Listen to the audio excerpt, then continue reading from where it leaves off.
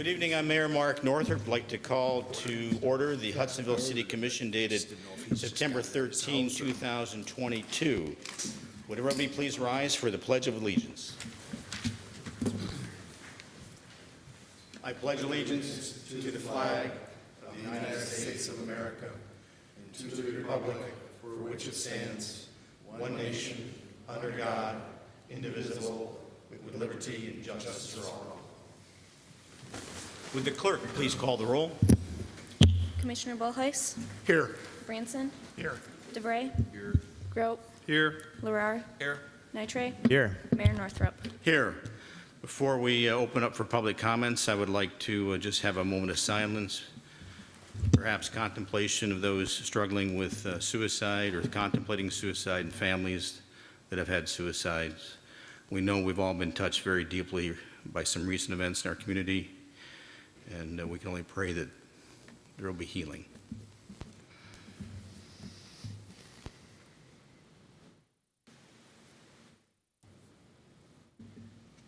Thank you. Now will be a time for some public comments for items not on the agenda. If there are people in the public here that would like to address the commissioners, you're welcome to speak, please. Could you state your name and your address?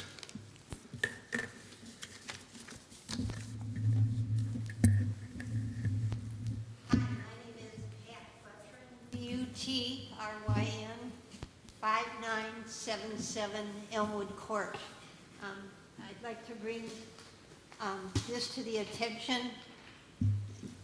We received in the mail the Hudsonville Hometown Newsletter about 2 weeks ago, and in it talks about community survey, and that we were given the chance to reply to that survey by a postcard.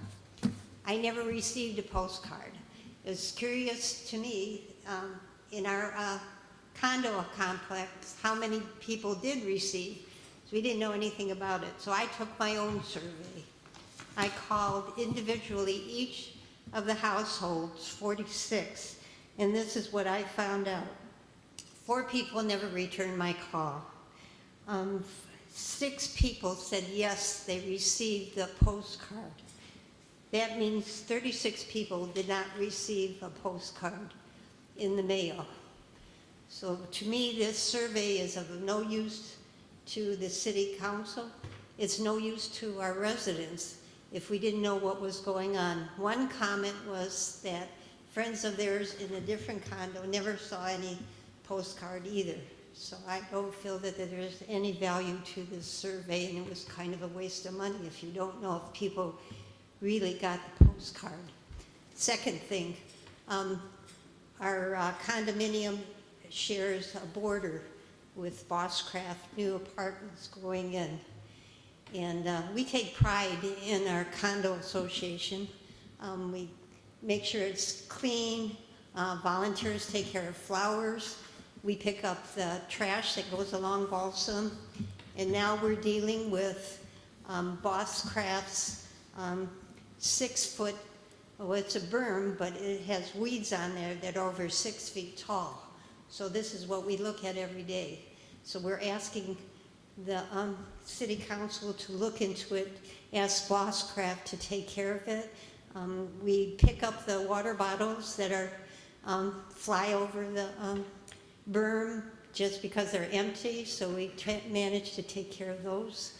And any kind of piece of debris, so we're taking care of it. So we would like the council to look into it and please work with Bosscraft to take care of those weeds.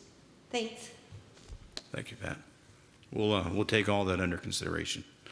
And I'm sure Patrick Waterman, the city manager, will probably get back to you at some point. Sure, yeah. Anybody else in the public choosing to address the commission tonight?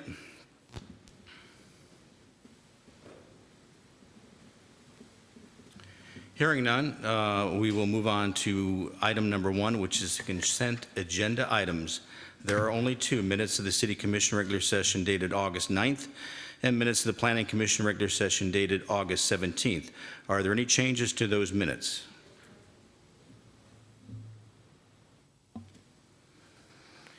Hearing none, all those in favor of approving the minutes?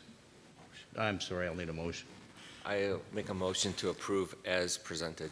Second the motion. Been moved and supported. Any discussion? All those in favor of approving the minutes, say aye. Aye. All those opposed, same sign. Moving on to item number 4, which is new business, public safety. Fire Department, Chief? Good evening. August was a busy month. We had 53 calls for service. The majority of those were medicals. We did have a storm roll through one night that created kind of a whirlwind, about 6 calls in about 2 hours' time. But the biggest thing of the whole month was the fair. That took up a lot of our resources for 1 week. Extremely large crowds, and everything went very well. We had maybe 15 calls within the fairgrounds that we handled, medical-wise, but nothing that we couldn't handle, nothing we weren't prepared for, so it went very well. So then I kind of had a little synopsis of the other things that we're working on, just kind of moving forward on our software and getting things up to speed and getting things going. So been doing some inspections out there, so. Any questions? You recently did some work with the schools, is that correct? Yeah, so the schools have to submit each year when they're gonna do their fire drills, their lockdown drills, and then we get copies of those reports. So last week I was out to the schools, 3 of them in fact, just kind of walking through with them their first drill of the year and seeing how it goes, answering any questions that they may have, and getting to introduce myself to the principals and people at the school. So just kind of a nice way to touch base with them, answer any questions that they may have. And I may pop in later in the year when they do their 4th drill and just see how it's going. Very good, thank you, Chief. Any questions for Steve? I have a question. I don't know if you would have the answer to this or not, but on the Life EMS page that we have, it has Med 1, 2, and 3, and then a total with their response times.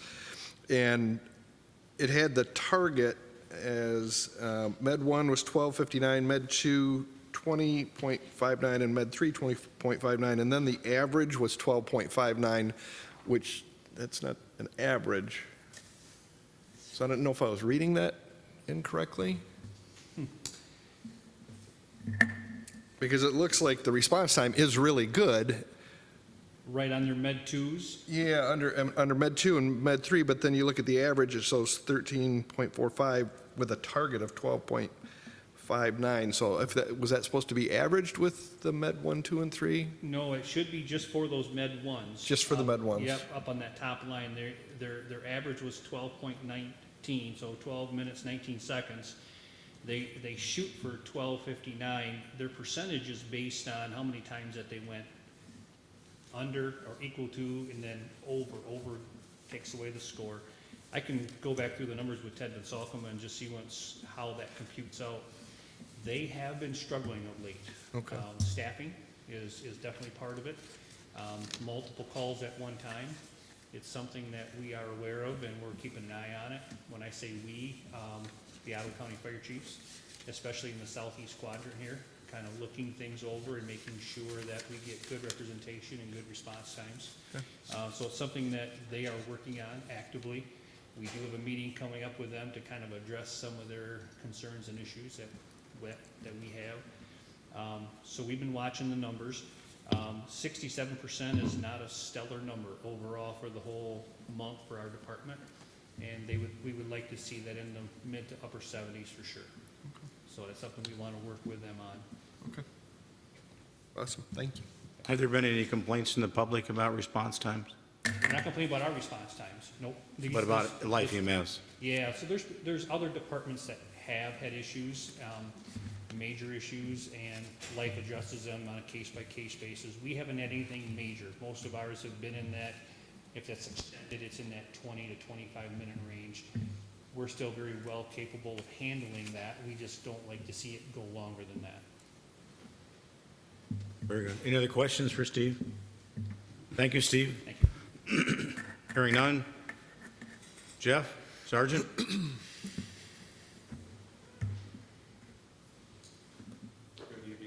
I'm sorry if I smell like a grilled hot dog. I just got done grilling 1,000 of them, so that's probably why. A great turnout tonight. It's still going on. The community was definitely involved tonight. I'll go off of what Steve said with the fair. I've never seen it so busy in my life. It was amazing, and we all worked very well together, and very limited issues besides obviously the traffic stuff and some medicals. So it was really well put together. I received some emails this week in reference to some truck route complaints. I think that is finally resolved to the point where we have the signs put up as of yesterday afternoon or last night. It's been probably a month and a half that the sign has been down, and we have not been able to enforce that. I can't, just so you know, I cannot go out and enforce a truck route violation if it's not posted. So I know if some of you guys have gotten a lot of complaints about that, and I wish I could have done more, but there's nothing I can do until there's signs there. So last month I posted the numbers for the speed trailer.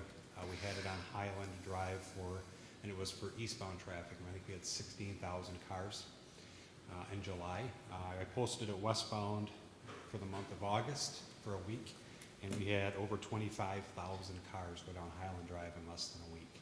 So obviously it's definitely getting more and more traffic. The good thing is the average speed is pretty decent.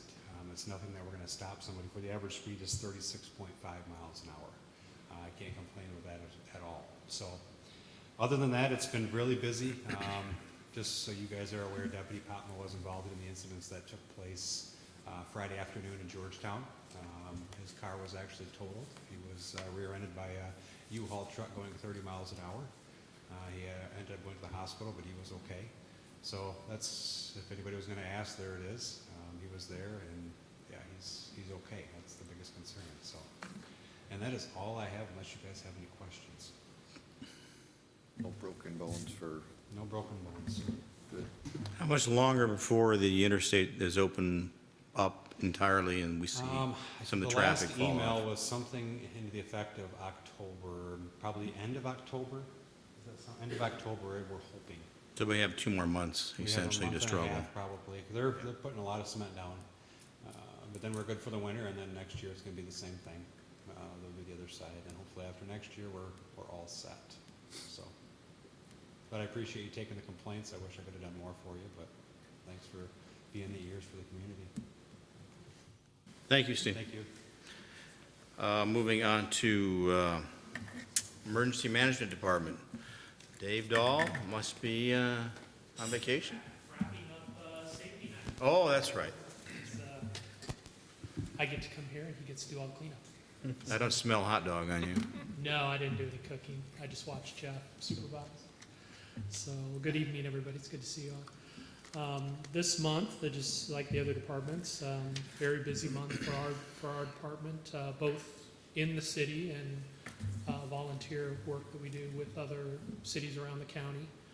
Of course, our biggest event was the fair as well. We were responsible for everything on the perimeter of the fair. So getting people in, getting people out, making sure everyone was safe, making their way, especially after the fair was over. It gets pretty dark out in some of those lots and out in some of those outlying roadways between the fairgrounds and where people parked. So, no, it was very busy. It was, again, some of the largest sustained crowds that we've seen in a long time.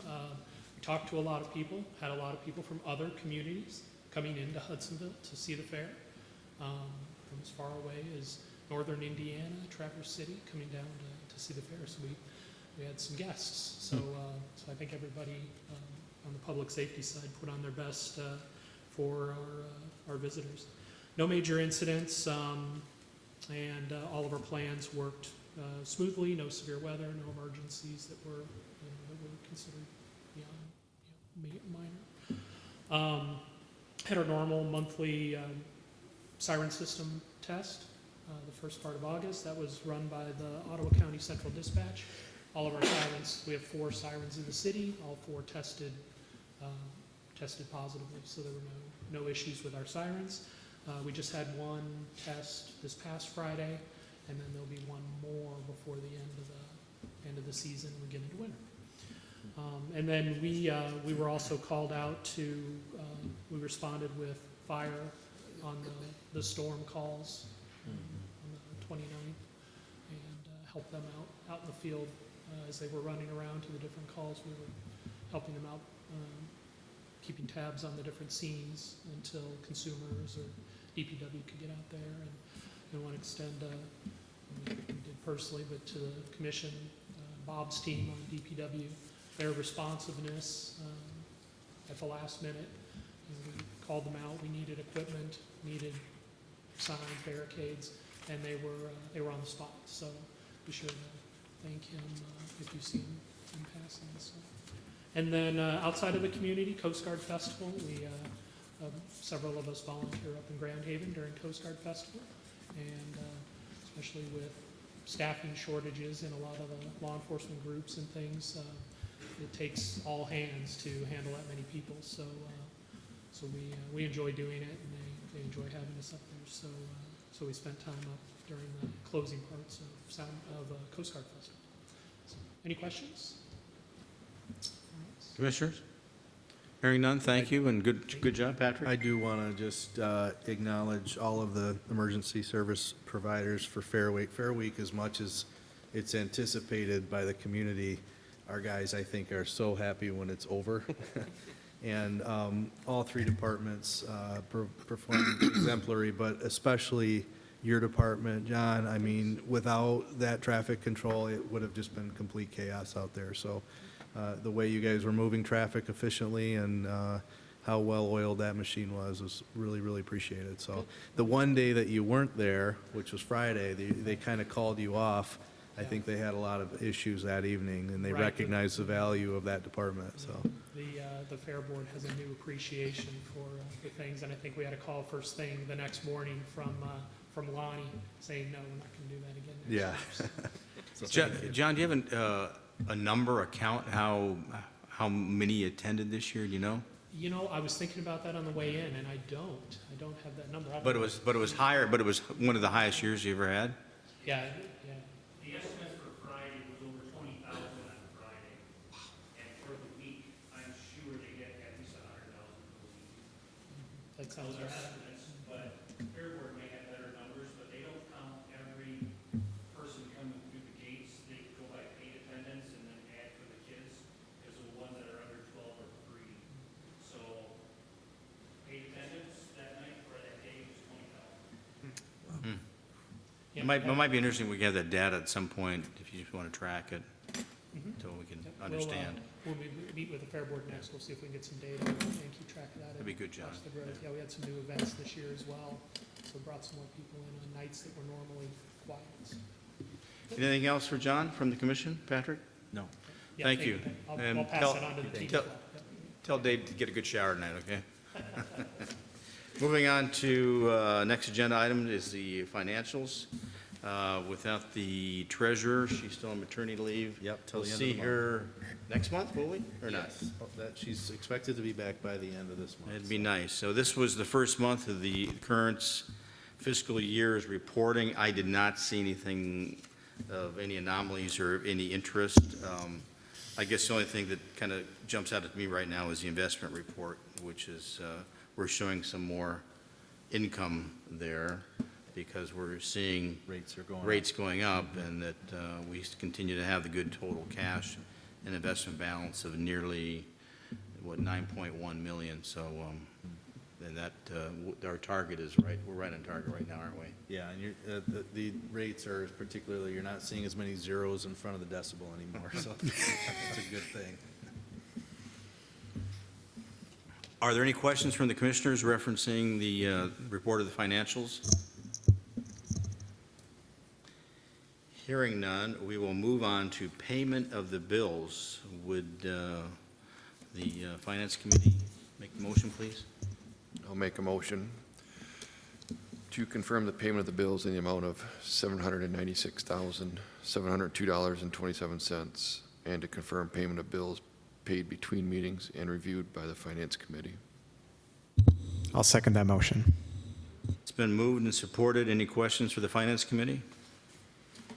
I will say that I do appreciate you looking at those bills every week, and I know with both you occasionally see things that pique your interest, and you ask the question, and that's important that you are reviewing those bills, and understanding how we're spending our money on a micro level. So thank you very much. Anything else? Would there please be a roll call, clerk? Commissioner DeVray, Yes. Nitre, Yes. Bullheis, Yes. Branson, Yes. Grope, Yes. Larar, Yes. Mayor Northrop. Yes, moving on to item number 7, ACH funds distribution. Is there a motion? Yeah, I'll make a motion to confirm the funds distributed via automated clearinghouse in the amount of $6,910,656.14, which were distributed between meetings and reviewed by the city manager. I'll support that motion. It's been moved and supported. Any questions for the Finance Committee? Patrick, anything to add that? No, I don't. It's kind of a standard amount. Roll call, please, clerk. Commissioner DeVray, Yes. Nitre, Yes. Bullheis, Yes. Branson, Yes. Grope, Yes. Larar, Yes. Mayor Northrop.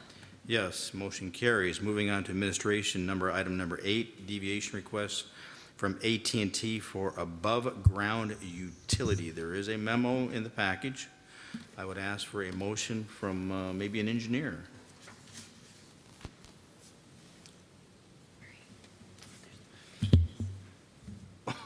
I'll make a motion to approve deviation to allow an above-ground fiber optic cabinet as requested to be installed adjacent to existing AT&T equipment on the north side of Winter Street in accordance with the subdivision and land regulation, Chapter 21, Article 1, in general, Section 21 to 36, public utilities due to unique circumstances. Support. Thank you, Jack. Thank you, Phil. Are there any questions? Patrick, you want to add anything to this? Dan will be able to address that since the motions are the memos from him, and I think we have some gentlemen from AT&T here as well, so if you want to open that up. I will open to public comments from AT&T. Hello, I'm Nate Gillespie with AT&T. I have my colleagues Chad Van Til and Tim Weststraight here. Basically, we wanted to provide a quick overview of why we're asking for the variance, show you what's involved and where it's located, and then provide some justification and benefits thereof. Do we have? Yes, it's not showing up in my thing. We should all have We had copies. we all have copies here at Okay. the dais, so. So basically, the ordinance in place is all utility systems shall be placed underground. The city commission may permit deviations from this standard where unique circumstances dictate without requirement to follow variance procedure as outlined in section 21.4. This ordinance provides a unique kind of challenge for us. The trigger for this was new development Balsam Meadows on Balsam Street. There are 31 new condos. And so the equipment, this PFP that we want to place on Winter Drive would service all of these condos, 31 new living units, but also in the future, it would also be available to serve the surrounding area from Chicago Drive, north to Port Sheldon, down along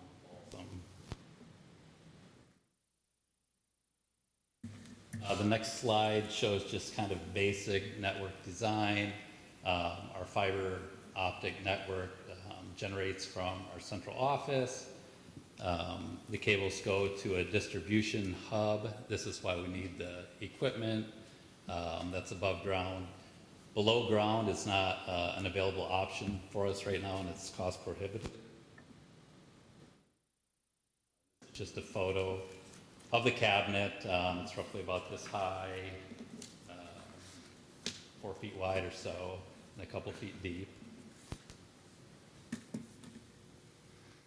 And then also for the future, we do have, once we go from the main cabinet to the actual distribution to serve actual customers' houses, we need a space in between lots to be able to put our fiber terminals. We do have an underground option available, however, it's very new. Some challenges that we have with it are, it's hard to find in the wintertime because of snow and ice.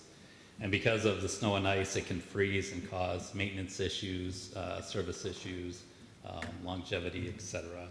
So that's just something we wanted to, well, it's not on the agenda to vote on for today. It's something just we wanted to mention for future consideration. So how do you run to individuals' homes then? What's that? If you're not going through the ground, are you stringing wire then to homes?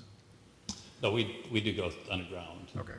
But specifically, we're talking about the, like the pedestal there, that are typically between lot lines. And then namely this couple slides before the main distribution PFP cabinet. So is this placed in the easement of the boulevard then, is that correct? Yeah, in the right of way. In the right-of-way? Yeah. I think the key here is they're asking for a deviation. You kind of blew over it's cost prohibitive and it's not an option, and that's what Dan has outlined in his memo as the rationale for granting a variance. The ordinance requires that this type of equipment be placed underground unless there's special extenuating circumstances. Just like a variance before the ZBA, they have to demonstrate that that exists. So I don't know if you want Dan to elaborate, but his memo kind of points out the 4 bullet points of reasoning behind why the variance is justified. So if we didn't do this, there'd be a vault in the ground, a big, large vault or a building of some sort, huh? Correct. Large piece of equipment. Would this would be an underground concrete vault that would also then become a confined space? If it were? Yeah, if you put this underground. Yes. Okay. There's a few issues there. May I approach? Sure. Hi, my name's Tim Weststreet. So it is, we don't have a piece of equipment that can go underground like that. That PFP, it's an above-ground piece of equipment. We deploy that across the country. So we do not have a below-ground PFP vault that we can put that in. So if we're not able to put that equipment in, we can't build a network. It's as simple as that. We do have in the next slide down, we do have the hand holes. Again, we prefer not to use those because of the snow and ice issues that Nate talked about. We prefer the above-ground Charles ped, but we can do those. In fact, we've had some supply issues with the above-ground Charles peds, so we've been kind of defaulting to the hand hole terminal as of late. But we do not have an alternative option to the PFP, which is short for primary flexibility point, and that is kind of the guts of that network, our underground network coming from the central office being distributed out to each individual resident. We're not here to discuss these, though. We're No, just we're worried not. about the terminal. Correct. This is for, you said, down the road, right? Correct. I mean, we have an open motion on the floor, so. Now, have we approached this homeowner that's on that, I think it's in the right of way. So in the right-of-way? if it's in the right of way, I know, but trust me. The adjacent homeowner is what you're talking about. We will get, I will yeah. get called. Oh, yeah. Dan, you got anything to add? Thanks, Tim. One other thing I'd like to tell you is one of our preference is to take an existing cabinet and do what we call a retrofit, where we're able to remove some of the guts of that cabinet and put that PFP guts into that So existing. there is a cabinet there already? In this case, there is, but it's not feasible for us to do that retrofit in this Okay. case. There's not enough space, but we have done some here in Hudsonville where we have done the retrofit, so we didn't have to put a new cabinet in. So that is our first option. That is what we try to do first, but it's not always feasible to do that. Dan? I can talk about the location a little bit. So from the map, it's in the right-of-way on the north side of Winter Street. It's adjacent to the Oak Tree Apartments, but it's not right next to one of the apartment buildings. There's actually a bit of a berm and some landscaping right there. So that is one of the benefits of this location, is it's not fronting anyone's home. But we did not talk to Oak Tree Apartments about it, but again, like you said, it's adjacent to some other equipment, and that's part of the unique circumstance, is that it's not all of a sudden going to be new above-ground equipment there.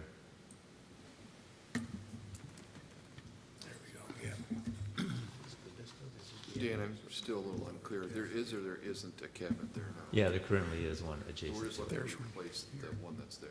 Pardon? We're just looking to replace the one that's there, We're going to add this next to it. add it next to it. Yes. So there'll be two. Yeah.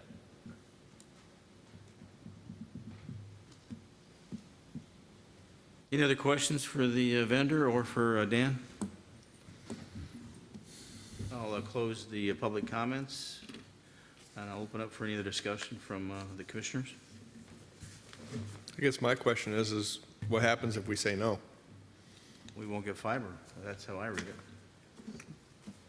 No, I'm just asking the question. I think you meant, for your name, I'm sorry. Tim. You mentioned that if, So then, if we say no, it's not possible then. That would also mean that we currently have provider of last resort restrictions mandated to us, so if we're not able to build that network, we're not able to fill our provider of last resort requirements. it looked in the image that there's screening there already, right, between the house and the current box. That's how I read it. That's what Dan indicated. But it's the apartments there. No. They're apartments. But there's screening there. Anything else from the commission? Hearing none, I'll call for the roll. Clerk? Commissioner Grote, Yes. Larrar, Yep. sorry, Volheis, Yes. Benson, Yes. DeVray, Yes? Nitray, Yes. Mayor Northrop. Yes, and thank you, gentlemen, for being here, and Dan, appreciate your effort on this one. Motion is approved. Moving on to the next agenda item, which is the Michigan Municipal League voting delegate nomination. We had two volunteers approach me earlier this evening.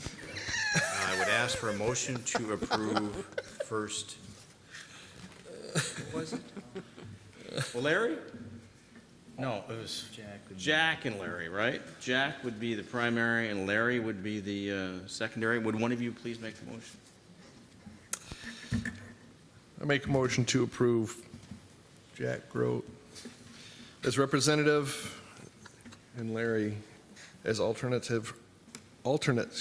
representative to the annual business meeting of the Michigan Municipal League Annual Convention. Support. It's been moved and supported. Are you gentlemen clear on your duties? I'm sure I will be. Thank you. Roll call, please, City Clerk.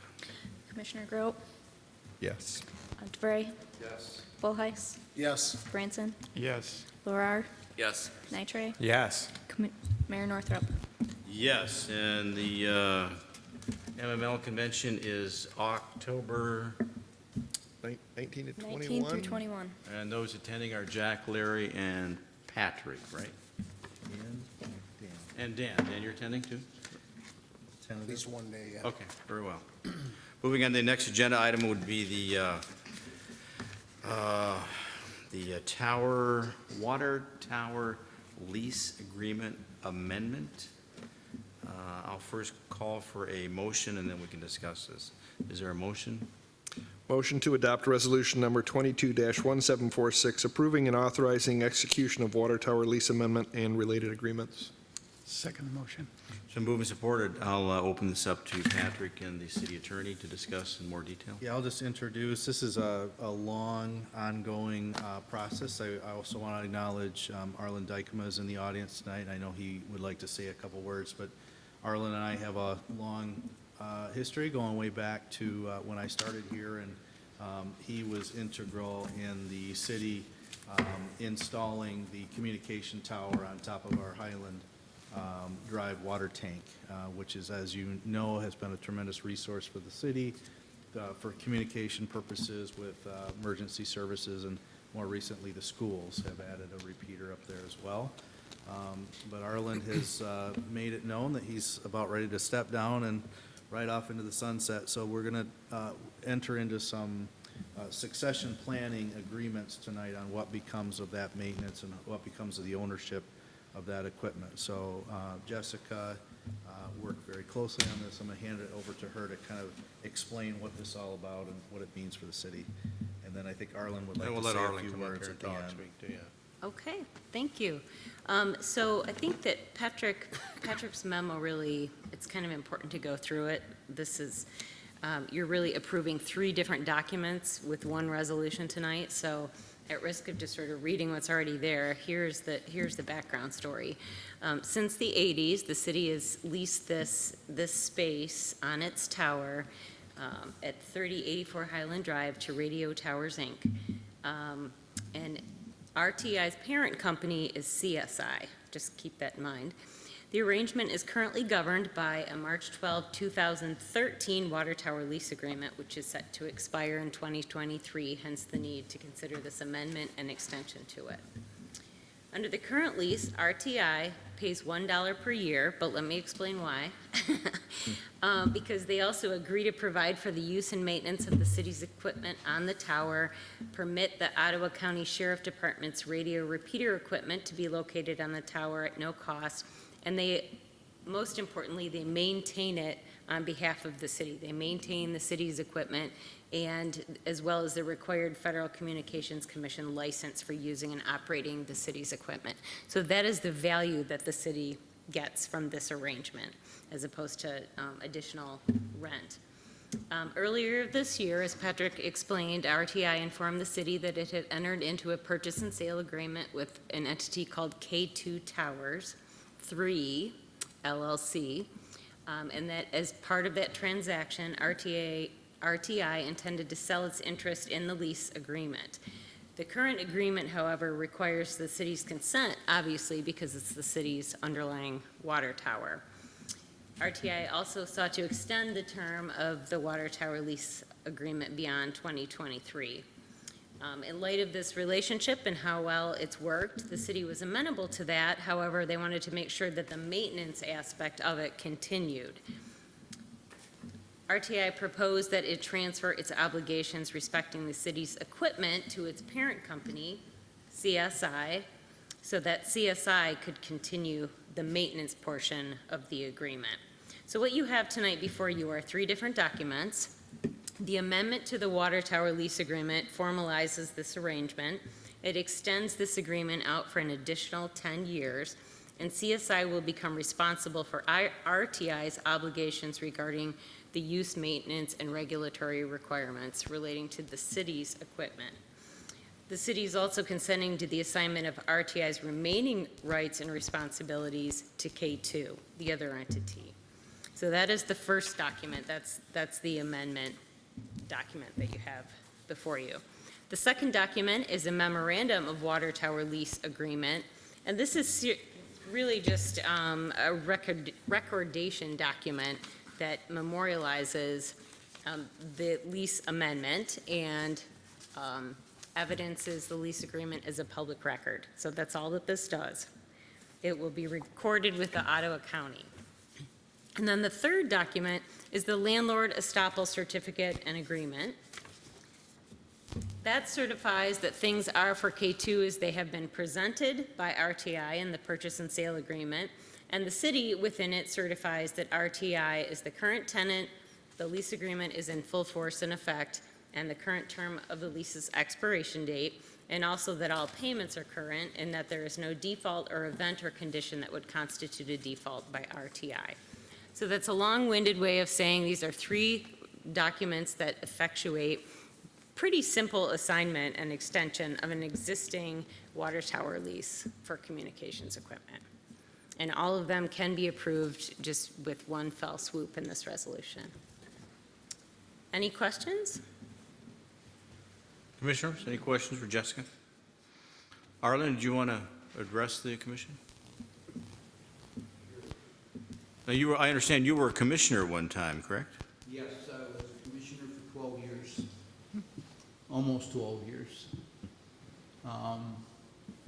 And I never had to worry about a vote. I was brought in, at the time I was the director of emergency services for several years. I've been on the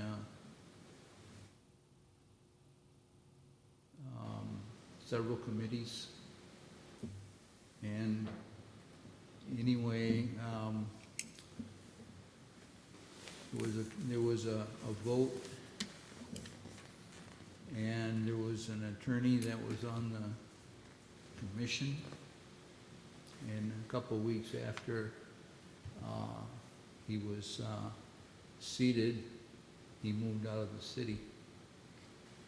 And the city fathers came after me to run the expired term, and I ran for election 2 more times unopposed.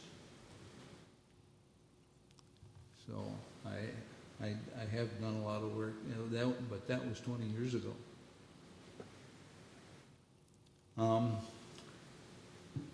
We entered into this I want to say a problem. It isn't a problem, but it was a couple people in our organization. I'm 81 years old, and my office manager is getting close to 70 years old. And we had no other way to go other than to sell the towers. And K2 had been after us for 20 years to buy our towers.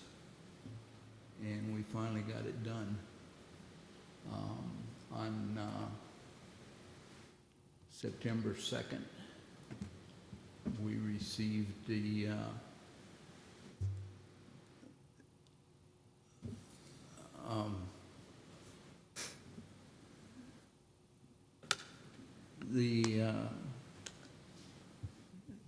contract was completed on the 22nd, or on the 2nd. And we received a nice check in the mail for those towers, including the water tank one. We owned 4 other towers. One was a 500-footer in Grand Rapids. Another one in Byron Center was a 339-footer. And because it was in one of the glide slopes for Kent County Airport, that was the most we could put in that one. We have a 440-footer in Lansing and another one 220-foot in Perrington. And the whole thing was a package deal. We worked pretty much all summer to get the program done. And we had an attorney that we used who currently lives just outside of St. Louis, but he was in Washington as an FCC attorney for over 20 years. And he moved to St. Louis recently.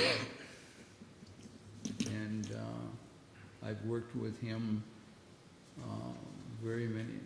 a lot of times, and he's done very good work for me, so that's why we did what we did.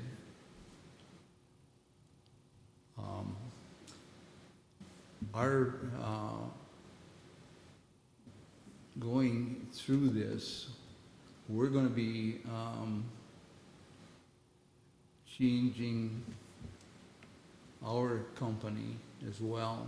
We're going to get rid of our company, but we wanted to make everything with the towers stay the same way they were. And we're negotiating with a couple of companies now that are interested in taking over CSI.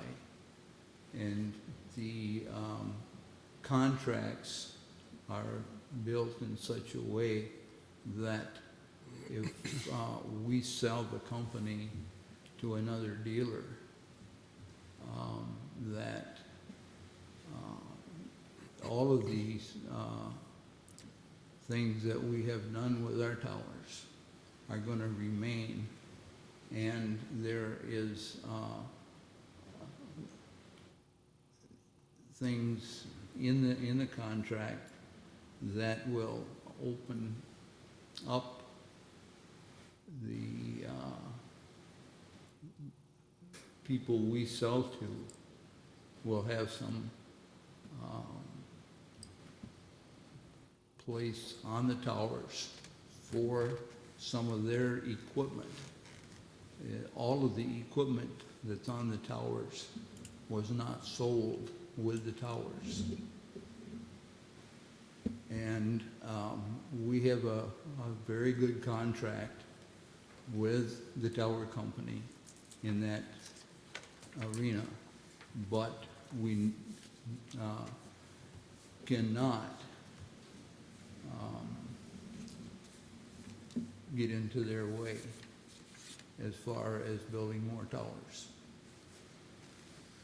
Jessica, he said there were 4 other towers that he transferred to. Did you work on those contracts too? Or is it No. just Just on this one. ours? So Yeah, they were all individually, and they're all individually contracted in the main contract. It's a volume about that big. Well, very, very good, Arlen. We want to thank you for your years of service as a city commissioner and your support in facilitating us having that opportunity to put our repeaters and our Right. towers up there, our antennas, and that's been a Well, great asset to the sheriff and emergency Right. management and our fire department, and that Yep. to ensure that that continuity continues speaks well of you That- and to you. That's what we were interested in. The tower company was interested in it, and they made a very good deal for us Good, to do it. So And, with all this money that you made selling off, are you going to ride off into the sunset now? And no, I'm staying in Hudsonville. very, very good, Arlen. There is an open motion on the floor. Is there any other discussion from the commissioners? Just one other point, just so you're aware, with this arrangement, the city's key interest was, as Jessica said, the ownership and maintenance of our equipment, right? So if something breaks up there, it's not city personnel going up to fix it or buying. That's what was continued with this arrangement and will be continued. K2 really has no association with the city other than they own the tower that the equipment is located on. So, and if they ask if they want to add any subsequent equipment, that does need to still come back, That's correct? correct. To this body for approval. Oh, okay, so they can't So just if add they anything. wanted to add another piece of equipment up there, that would come back before us. Very good. Any other questions for Jessica or Patrick or Arlen? Larry, you're smiling. You some memory going down memory lane on me, huh? Response time on repairs, is that an issue of concern? I have not, he asked about response time on repairs. We have not had very many.